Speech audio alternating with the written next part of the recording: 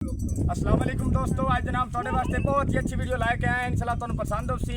ये जनाब दो गुलकारां दा मुकाबला जनाब दोसा शेख और जनाब मोहम्मद शेख और जनाब उस्ताद शौकत नाल ढोल ते मिलत करनगे जनाब मोहम्मद पनाह ग्रुप वाले। और जनाब अगर साडा गीती आज सभी पसंद आवे तुहानू दोसा शेख चैनल नू लाइक और सब्सक्राइब जरूर करना, मेहरबानी शुक्रिया जी। और बाज के लगे आओ नवी सम्मे हां जेड़ी छड्डू आ भाई और तक माया तेरा शान निकाला घट में और तक माया तेरा शान नहीं जाना घट में